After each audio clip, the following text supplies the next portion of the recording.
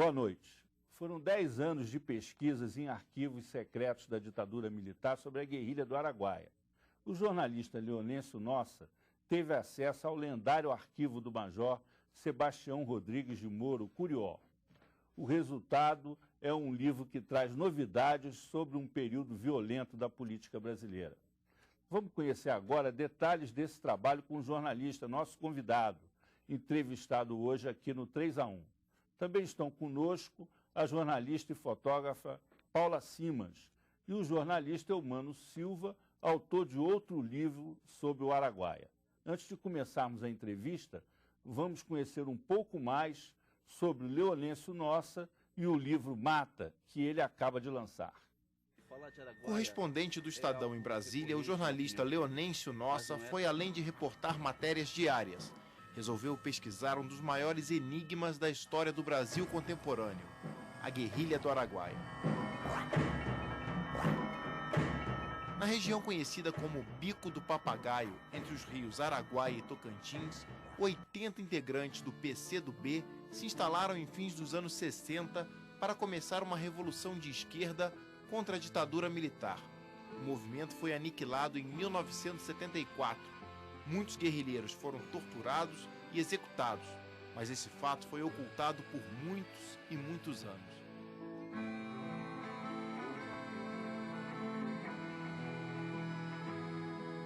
Para escrever Mata, o Major Curió e as guerrilhas no Araguaia, livro de 512 páginas, Leonêncio entrevistou o tenente-coronel reformado Sebastião Rodrigues de Moura, o Curió, a quem o Exército deu a responsabilidade de liquidar as ações dos integrantes do PCdoB na região.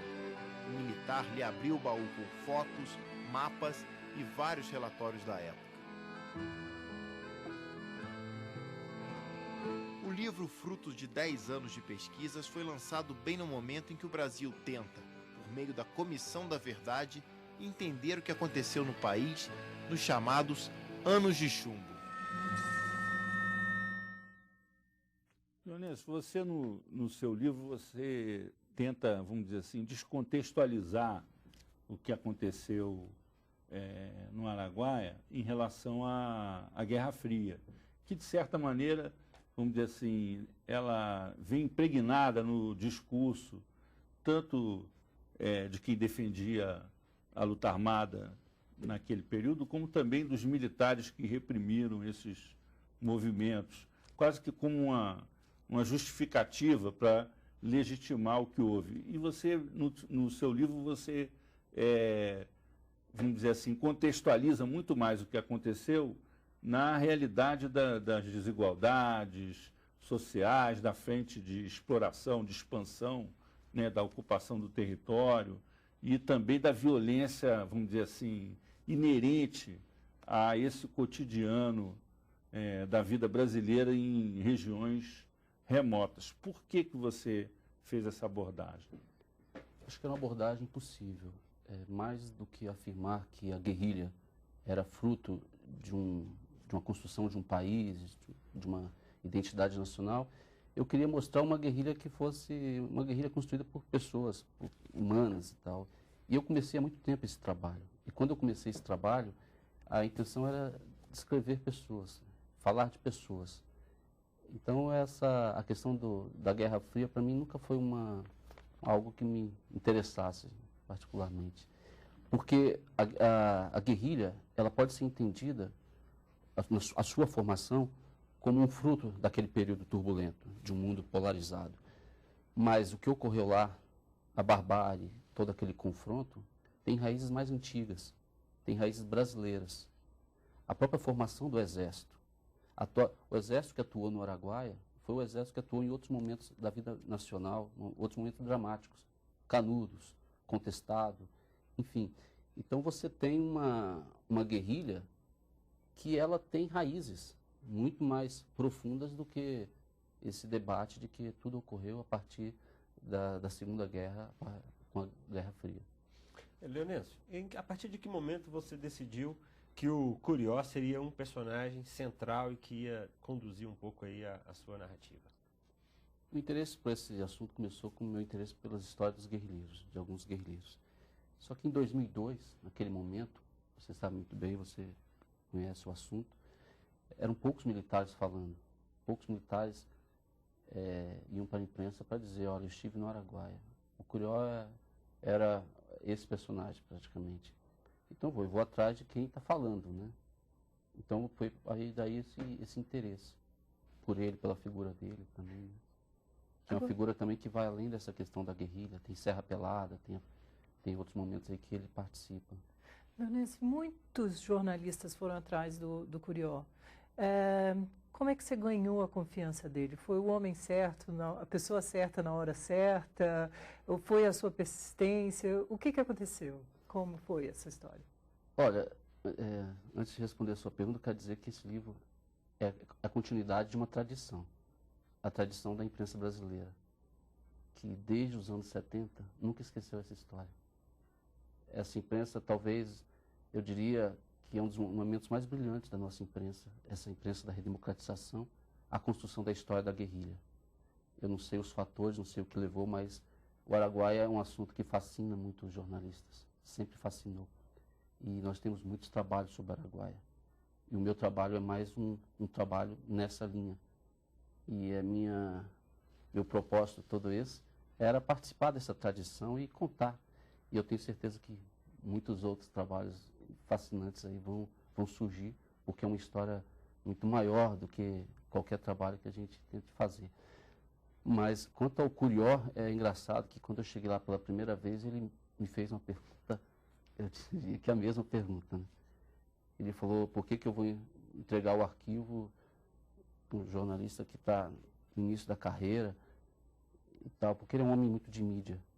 E o trabalho dele sempre foi essa coisa de conta-gotas, né? Ele sempre esteve muito presente na mídia, passando informações aqui, outro colar, detalhes.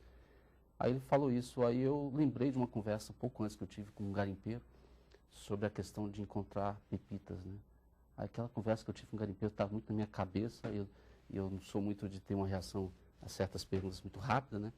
Aí eu virei para ele, não, mas o garimpeiro que encontra pepita não é o que está há muito tempo no garimpo, é o que chega naquela hora certa. Então, aí ali ele ficou também sem resposta naquele momento, né? Mas eu demorei muito tempo para ele ceder, para ele permitir o acesso.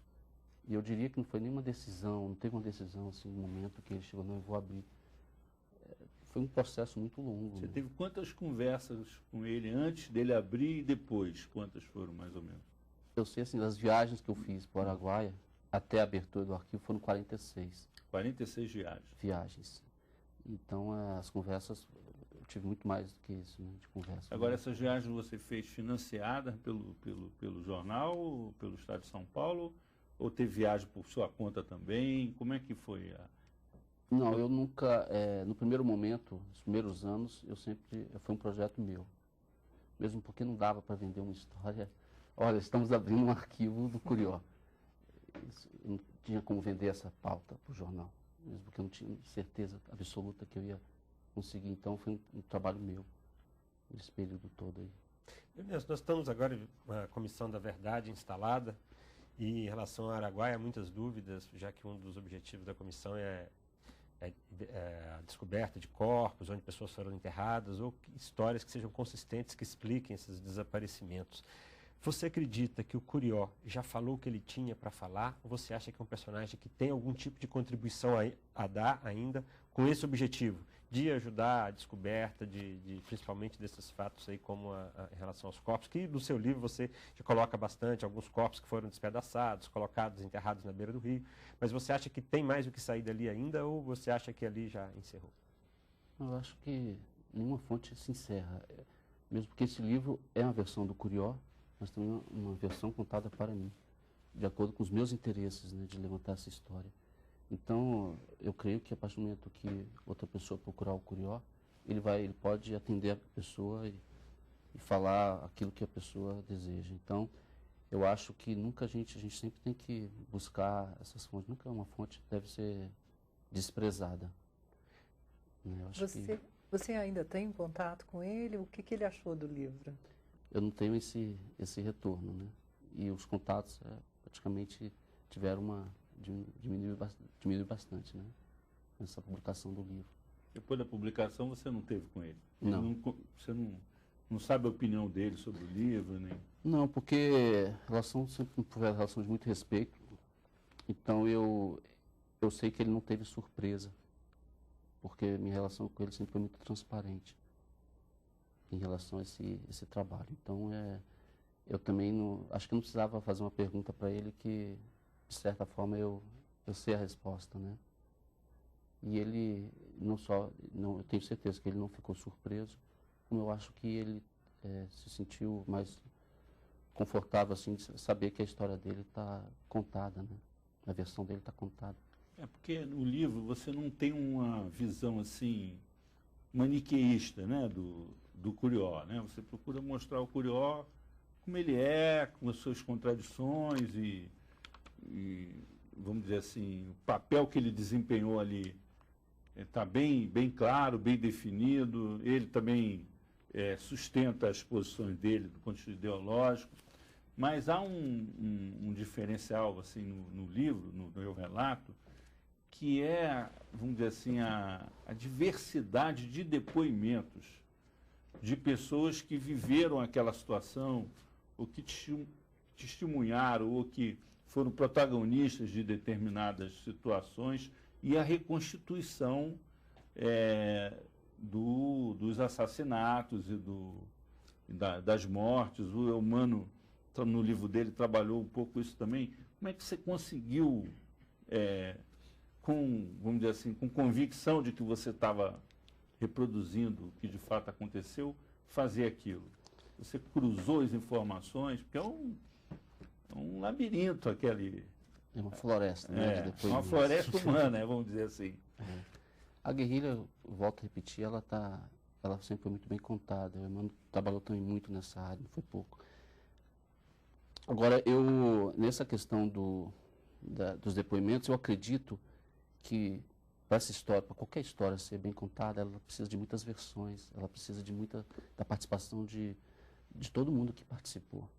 Eu tinha uma obsessão, eu queria colocar todas as pessoas que foram protagonistas dessa história, eu queria que estivessem no livro.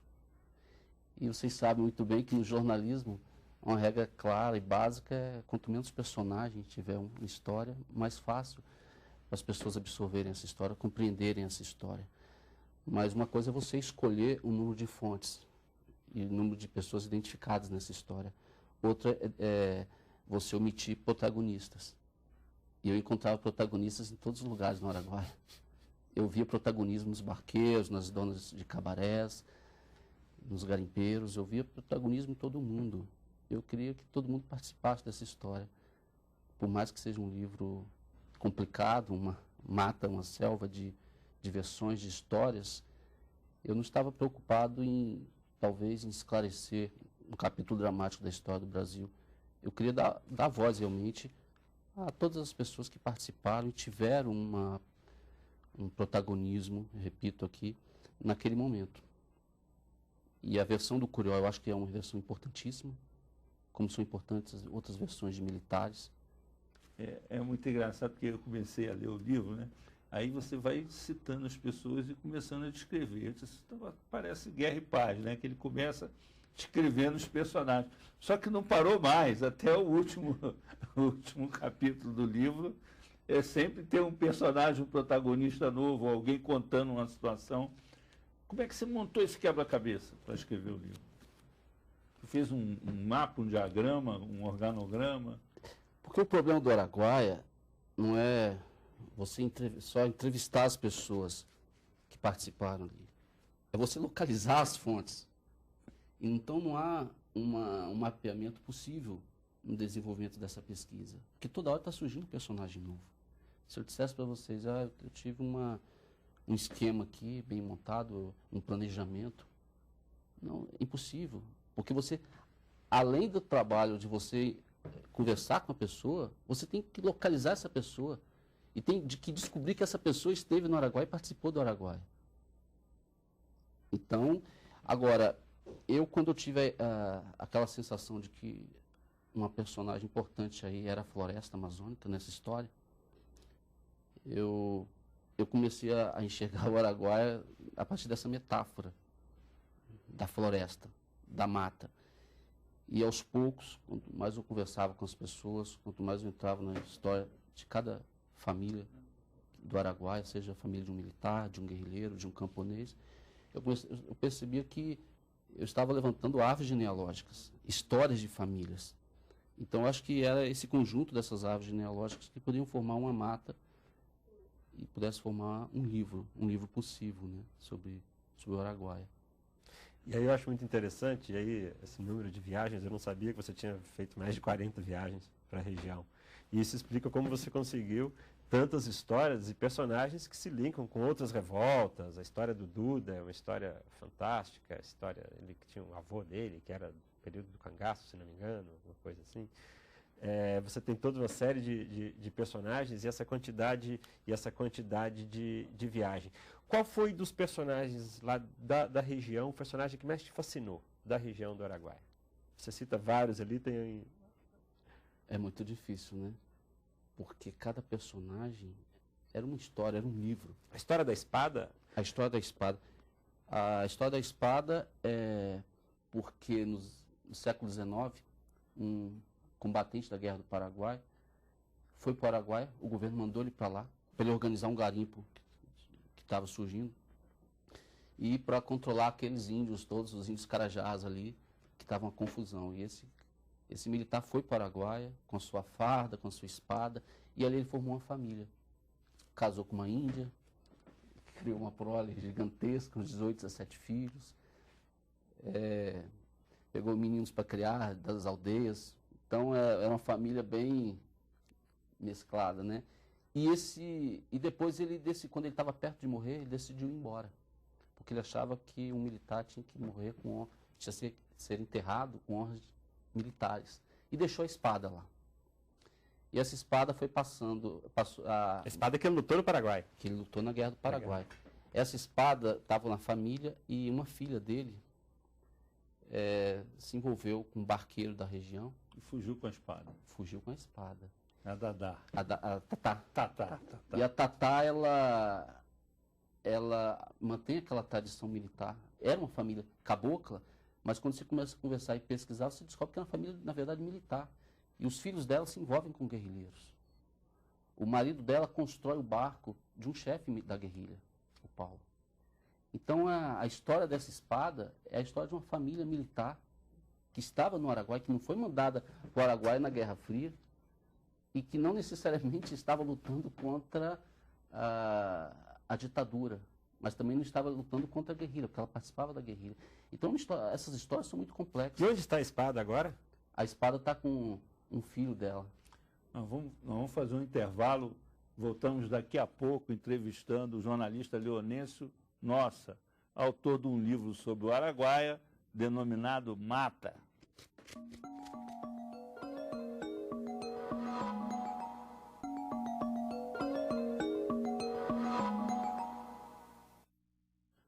Voltamos com o 3-1, que hoje recebe o jornalista Leonêncio Nossa. Temos ainda a companhia dos jornalistas Paula Simas e Eumano Silva. Nós vamos agora voltar à conversa sobre a guerrilha do Araguaia, tratando um pouco de uma personagem importante no livro, que é a guerrilheira Áurea.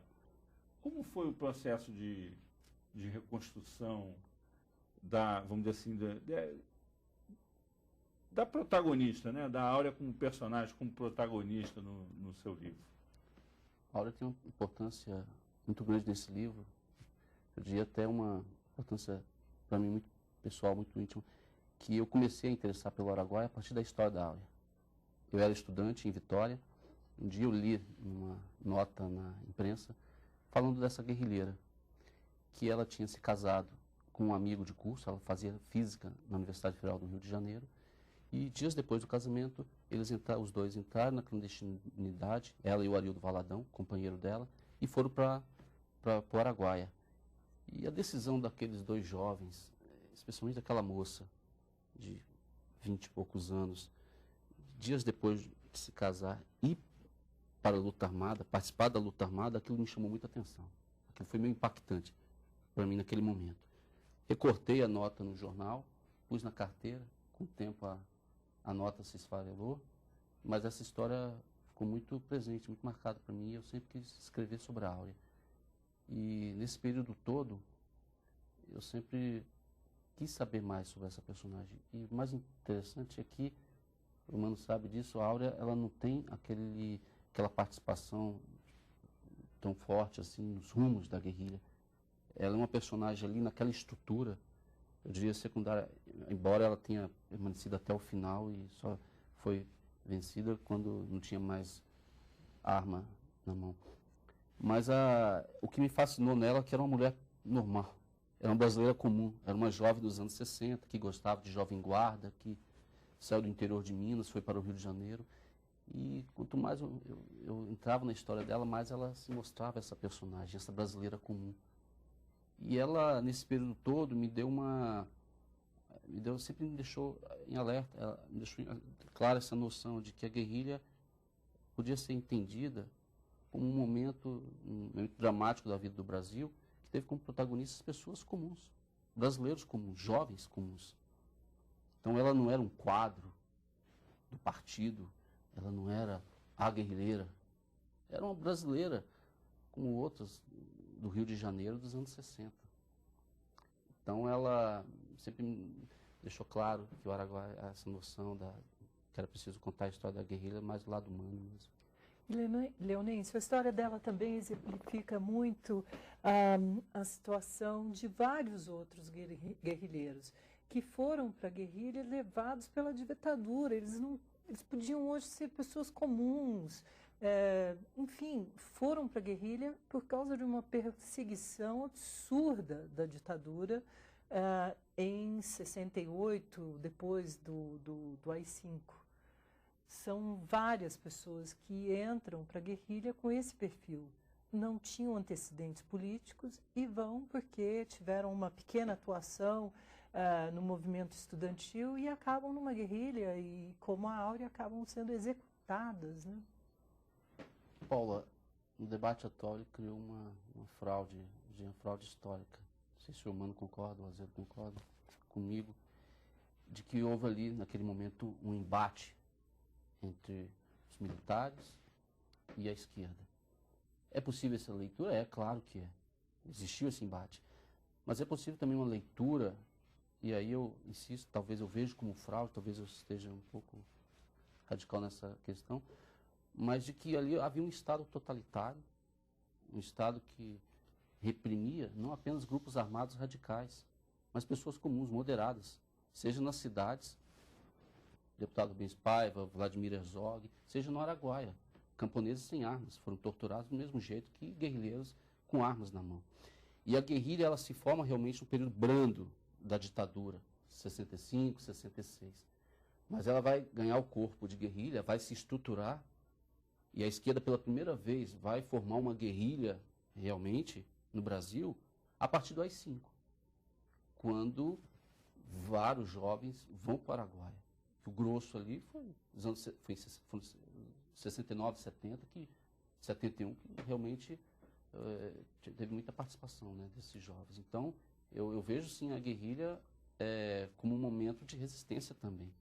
Pode ser entendida como um episódio totalitário de um partido, do PCdoB? Pode, mas ela também pode ser vista como um movimento de resistência, assim. Porque esses jovens que estavam nas cidades, estavam sendo perseguidos e não tinha outro caminho. Leonêncio, a história da guerrilha, ao mesmo tempo que você encontrou mais facilidade para trabalhar em determinado aspecto, você fez uma pesquisa, talvez seja a pesquisa mais prolongada que tenha sido feita, você muito cedo se interessou, foi aos personagens, viajou mais para a região do que qualquer outra pessoa que tenha feito essa pesquisa sobre a guerrilha do Araguaia. Por exemplo, a Paula Simas esteve na região fazendo um documentário no início dos anos 80. Quer dizer, naquele tempo, tudo ainda estava virgem, as histórias ainda eram tudo muito cruas, ainda não estavam lapidadas, ainda não estavam recontadas. As pessoas tinham medo de falar. As pessoas tinham muito medo. Você agora, você sentiu alguma dificuldade por causa de pessoas que queriam se valorizar mais, que já em função da história já está sendo contada há muito tempo? Heróis que surgiram, algumas pessoas que quiseram ter uma importância maior. Como é que foi essa sua checagem, já que depois de tantas tantas pesquisas? Como é que foi esse seu trabalho para evitar que as histórias se contaminassem, que se diluíssem, que se criassem histórias não muito, um pouco distorcidas, assim? Acho que a salvação para isso é o confronto mesmo de informações. Ouvir. Quanto mais pessoas, a sensação que eu tinha, humano, quanto mais eu ouvia as pessoas, mais eu estava preparado para contar essa história e mais eu corria risco, né, de dar uma versão que não batesse. Mas chega um momento também que os devaneios, as fantasias, o próprio imaginário coletivo do Araguaia, isso tudo também ajuda na construção de uma história. O horror ele não só está nos fatos reais, ele também está naquelas fantasias que são produzidas.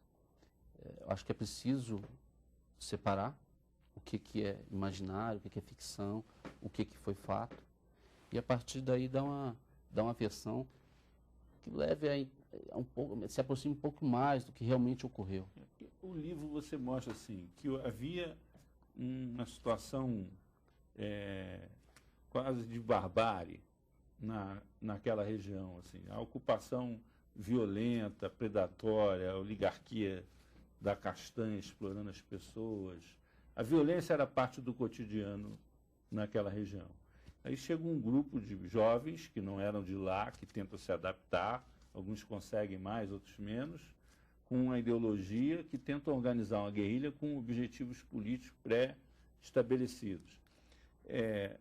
Mas fica mais ou menos evidente no livro que eles não conseguem fazer Embora existisse o caldo de cultura para você ter um movimento político armado, como você, por exemplo, tem na Colômbia, né? Você tem lá as Farc há décadas. Fica evidente também que não existe quer dizer, o mesmo povo que está lutando contra o castanheiro passa para o lado do exército, denuncia os caras, entrega os caras. Como é que você analisa isso, esse episódio? Olha, a guerrilha ela não esperava ser descoberta tão cedo. Ela já é descoberta em abril de 72, coisa de 6 anos depois da chegada dos primeiros guerrilheiros. Não teve um tempo suficiente para ingressar naquele mundo, para se integrar àquele mundo. Ela foi surpreendida. Ela foi surpreendida. Mas eu diria que ela resistiu até muito tempo. Ela contou com apoios firmes ali na população por muito tempo, porque você tem um grupo guerrilheiro de 70, 80 homens, 100 homens, que resiste ali, os seus últimos combatentes vão durar até 2 anos e meio, 3 anos depois do início do combate. Uma guerra assimétrica, uma guerra em que do outro lado o inimigo estava bem armado, bem preparado. É uma façanha. Agora, você atribui isso aqui à selva, a esse apoio da população, despreparo do exército? Como é que você explica eles terem sobrevivido tanto tempo? Todos esses fatores aí, né? Acho que é um conjunto realmente de fatores. Agora, a questão da população, ela também é frágil. A gente tem que... Teve muita traição, né? Muita. E são os momentos mais complicados, mais difíceis para mim, para escrever sobre essa história, quando você vê que o brasileiro simples, naquele momento mais difícil, ele é um ser humano, né, como outro qualquer, com suas qualidades e também seus defeitos. Então, a guerrilha sobreviveu, eu acho, um período até extenso, longo, e por vários fatores. O próprio despreparo do exército na fase inicial, dos combates iniciais, é um dos fatores. E um certo conhecimento, né, na região eles tinham. Qual foi o erro inicial do exército nas primeiras 2 campanhas? O exército foi para lá fardado, né? Mandou soldados que nunca tinham entrado na mata. Então o exército demorou para entender que havia ali um movimento que estava na região, que tinha se integrado de forma ainda que frágil àquela região. E ele cometeu o mesmo erro que outros momentos, como Contestado, como Canudos, que mandou tropas fardadas para participar de uma guerra de guerrilhas. E só depois, quando ele percebe que uma guerrilha não tinha como ser exterminada daquela forma, que ele muda, que ele vai atuar com o seu serviço de inteligência. Que eu acho que é um ponto muito rico do seu livro é o fato de você contextualizar dentro da sequência de revoltas da história do Brasil. E o livro, você faz isso, você, desde o começo, você já cria essa ambição de contar essa história nesse contexto. Quero fazer uma pergunta parecida com a que eu fiz inicialmente. A partir de que momento você achou que era importante você contar dessa maneira? Porque você também fez uma sequência de reportagens sobre as revoltas para o jornal Estado de São Paulo. Em que momento você juntou essas duas coisas? Nas próprias conversas, quando eu tentei entender quem era quem no Araguaia, porque ali no Araguaia, nem os paraquedistas desceram ali de paraquedas. A verdade é que as pessoas tinham histórias. E quando eu começava a conversar com uma pessoa, eu queria saber quem foi seu pai, quem é sua mãe, quem é seu avô, seu bisavô. É uma tradição um pouco antiga e até ultrapassada de contar histórias, né, a partir de histórias de famílias. E depois, nos anos 70, essa linha histórica foi até varrida, né, pelo marxismo.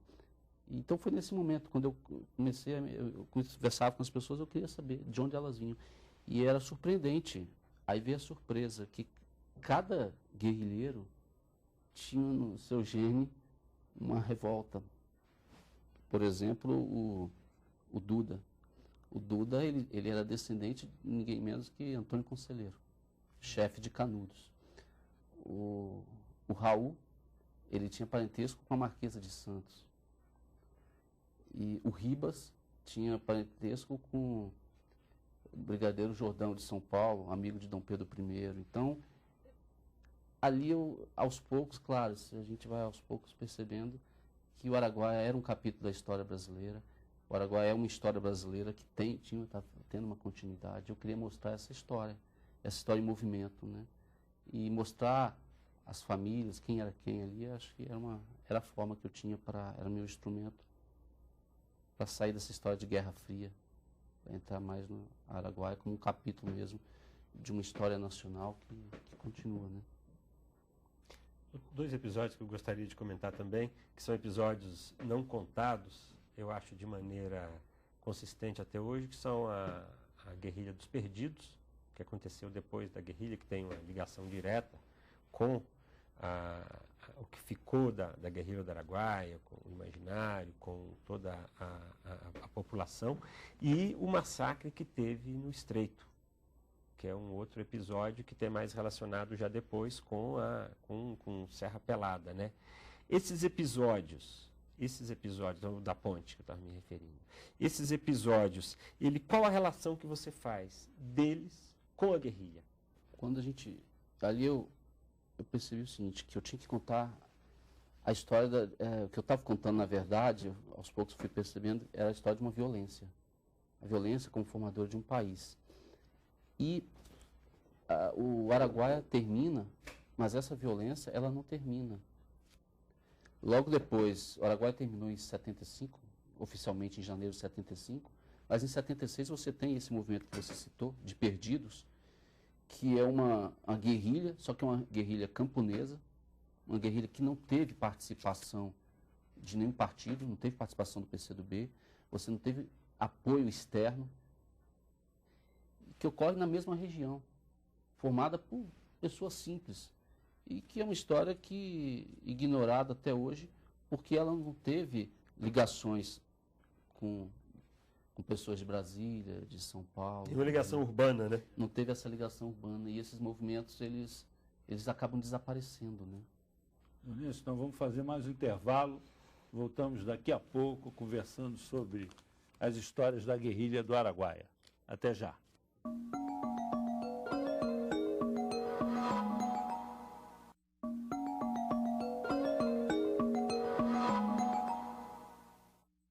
Voltamos com o 3-1, hoje entrevistando o jornalista Leonêncio Nossa.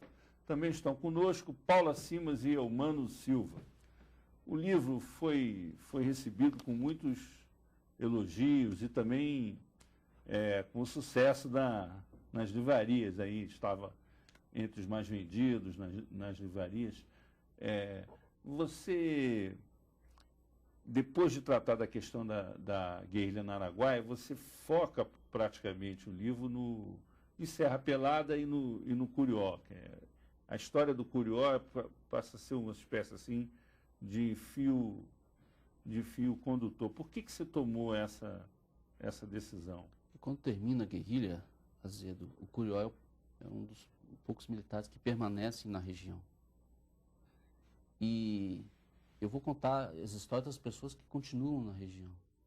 Eu vou deparar com a guerrilha de perdidos, eu vou deparar com a repressão aos padres que tentaram ocupar aquele vácuo ali do PCdoB na região, no começo dos anos 80.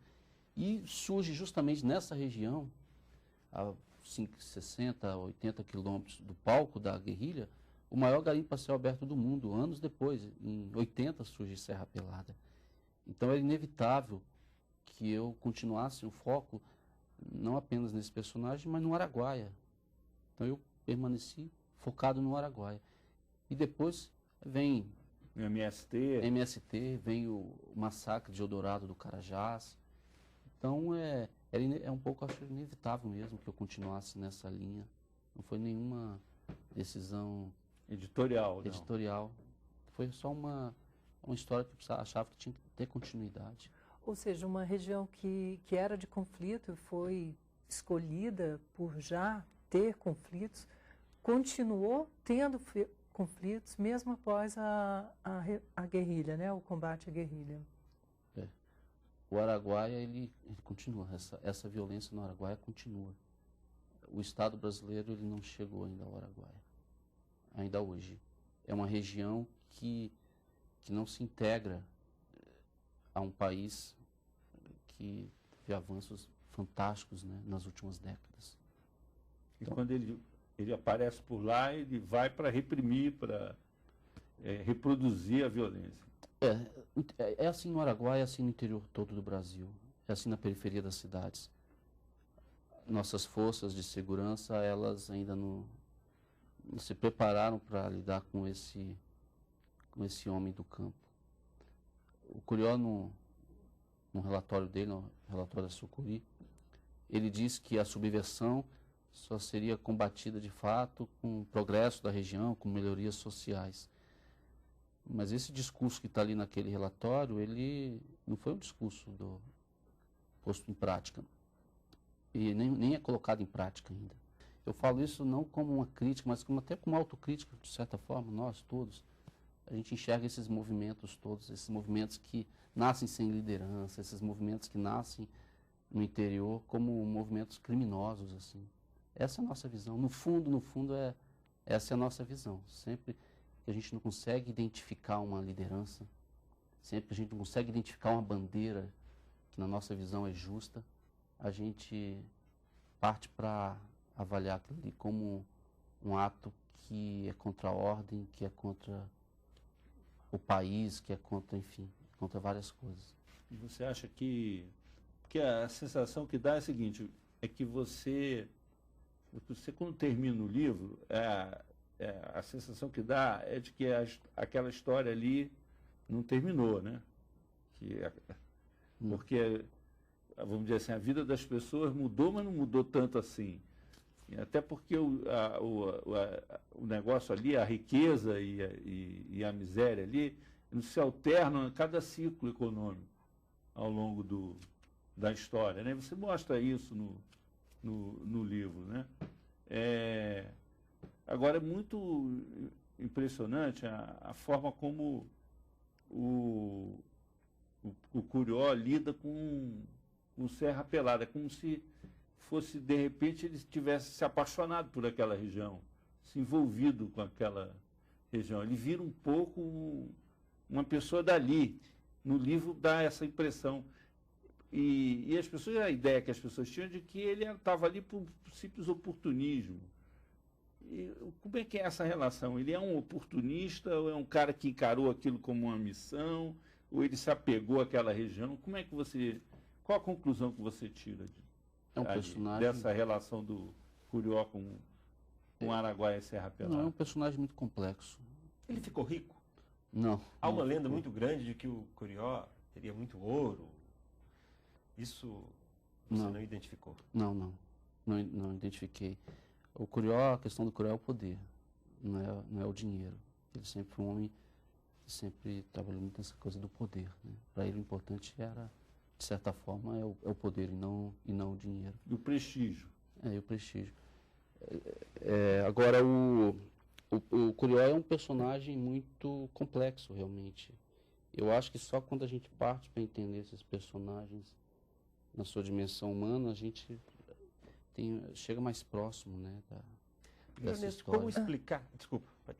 Você acha que Serra Pelada deu uma sobrevida para ele? Ele ficou lá para controlar a situação, para que continuasse mantendo informação da região, manter Brasília informado sobre a região. E aí surge Serra Pelada. Isso deu uma sobrevida para ele? Deu. O Curió, ele abandona aquele personagem do militar, né, que vai para o Araguaia e assume o papel de um líder populista, de direita. E Serra Pelada, ele se tornou uma figura indesejada naquela estrutura de repressão dos militares. Só que enquanto os militares desaparecem do cenário, ele se mantém. Não como aquele militar repressor, mas como um deputado, como um líder garimpeiro. Ele se reinventa sempre, assim. De certa forma, ele é a ilustração, talvez, desse Estado brasileiro, né, que também está sempre se reinventando, e dessa nossa própria história, né, sempre mudando, mas sempre mantendo alguns pilares básicos, né, elementares. Agora, que fascínio era esse que Serra Pelada, além do ouro, exercia? Você conta muito bem o episódio do filme dos Trapalhões, que é uma passagem assim inacreditável do livro, aquela cena. Assim, era uma Serra Popular, de certa forma, estava na imaginação dos brasileiros naquele momento como um lugar que era ao mesmo tempo era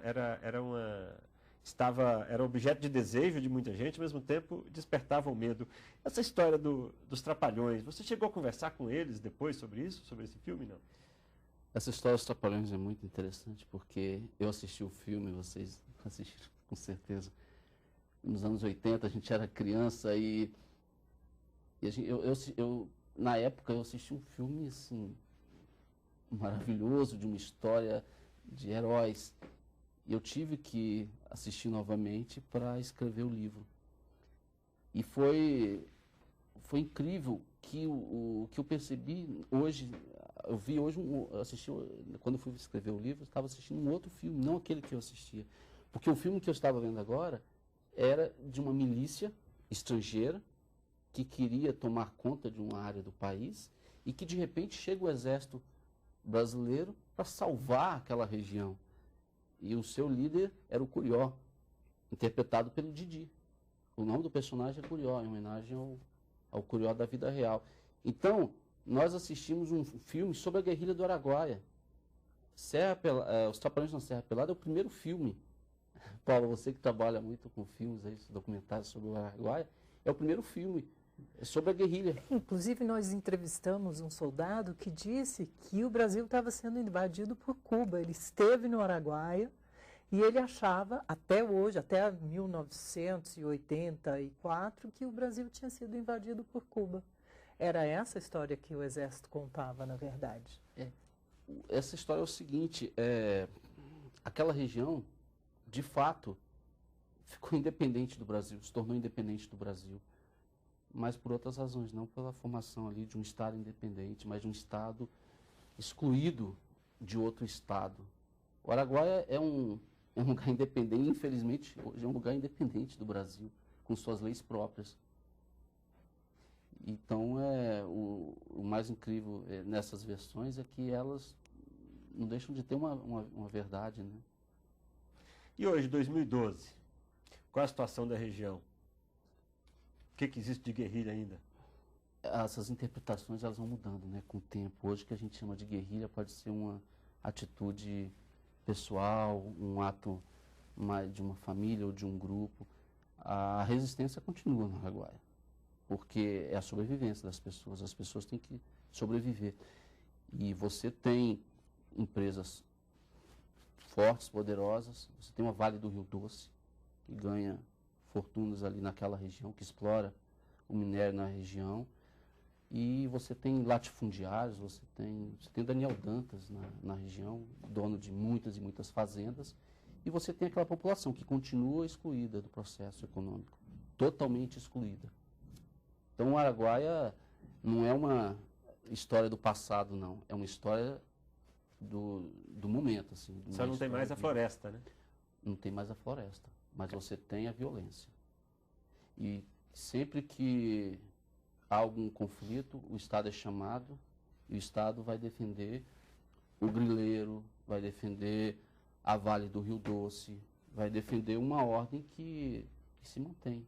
Uma situação muito parecida, o José Genuíno, que foi um guerrilheiro, que foi preso, depois foi deputado, presidente do PT, ele faz um relatório, quando ele estava preso, ele faz uma peça de defesa dele, e ele faz essa peça, o Leonense conhece bem, imagino que vocês também conheçam, em que ele apresenta toda a visão que ele tinha do que era a Amazônia brasileira naquele período. E ele falando das grandes empresas, do latifúndio. A realidade é praticamente a mesma, mas não tem mais a floresta, que na época era o grande personagem identificado pelo Leonense. Eu não tenho um discurso de lados, não tenho um discurso político, mas é só uma impressão, é só uma constatação. Eu não consigo entender como uma região com tanta potencialidade econômica, eu não estou falando aqui um chavão, com tanta potencialidade econômica, ter uma população naquela situação. Assim. As pessoas vivendo daquela forma que vivem, e vivem até hoje. É uma coisa, algo